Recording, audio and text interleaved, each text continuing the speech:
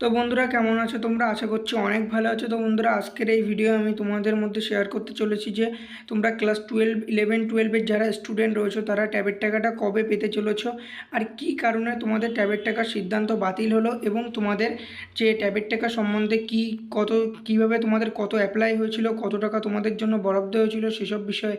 তো দেখো এখানে বলছি কী কারণে ট্যাবের টাকা দেওয়ার সিদ্ধান্ত বাতিল হলো। ঠিক আছে, কি বলেছে, করোনার পরে দ্বাদশ শ্রেণীর পাশাপাশি একাদশ শ্রেণীর ছাত্রছাত্রীদের পড়াশোনার জন্য পশ্চিমবঙ্গ সরকার ট্যাব বা মোবাইল ফোন কিনতে সাহায্য করার জন্য প্রত্যেক পড়ুয়াকে 10,000 টাকা করে দেওয়ার হতো। প্রত্যেক বছরের মতো চলিত বছরেও তরুণের স্বপ্ন প্রকল্প অতিরিক্ত 900 কোটি টাকা বরাদ্দ করা হয়েছিল, মানে 900 কোটি টাকা বরাদ্দ করা হয়েছিল। ঠিক আছে, এটা কিন্তু বলছে, কিন্তু এর থেকেও বেশি পরিমাণে টাকা কিন্তু তোমাদের জন্য বরাদ্দ ছিল। এখানে কি বলেছে দেখো, এই কারণে সেপ্টেম্বর মাসের প্রথম সপ্তাহে টাকা পাঠানোর জন্য মোট 13,63,57,90,000 টাকা রাজ্য সমস্ত জেলাতে পাঠানো হয়েছিল। ঠিক আছে, তার মানে তোমাদের কিন্তু জেলায় জেলায় এই টাকাটা তোমাদের পাঠিয়ে দেওয়া হয়েছিল, জেলার থেকে তোমাদের এই টাকাটা ডিস্ট্রিবিউট হয়ে তোমাদের অ্যাকাউন্টে যায়। তো এই জেলায় কিন্তু পাঠিয়ে দিয়েছিল। ঠিক আছে, এরপরে কি হচ্ছে দেখো, যে তোমাদের এই নবান্নের ঝামেলা হচ্ছে, সেই নবান্নের ঝামেলার কারণে কিন্তু তোমরা টাকাটা এখনও পর্যন্ত পাওনি। কিন্তু আশা করা যাচ্ছে যে দুর্গাপুজোর আগে তোমরা সকল স্টুডেন্ট যারা ক্লাস 12-এর স্টুডেন্টরা রয়েছে তারা কিন্তু এই ট্যাবের টাকাটা পেয়ে যাবে। এর মধ্যে দেখা যাচ্ছে যে অনেক ইউটিউবার বলছে যে ট্যাবের টাকাটা তোমরা আর পাবে না, তারা কিন্তু ভিউজের জন্য বলছে।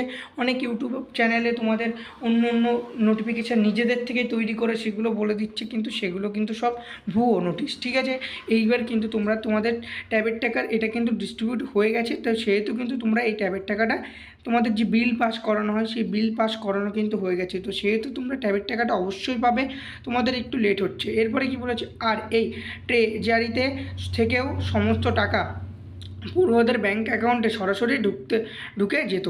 মানে এখান থেকে তোমাদের যে জেলায় জেলায় দিয়ে দিত সেখান থেকে কিন্তু তোমাদের অ্যাকাউন্টে একদম সরাসরি টাকাটা ঢুকে যেত। কিন্তু আপাতত শেষ পর্যায়ে এসে শিক্ষা দপ্তর তরুণের স্বপ্ন প্রকল্পের টাকা স্থগিত রাখার জন্য নির্দেশ দিয়েছে।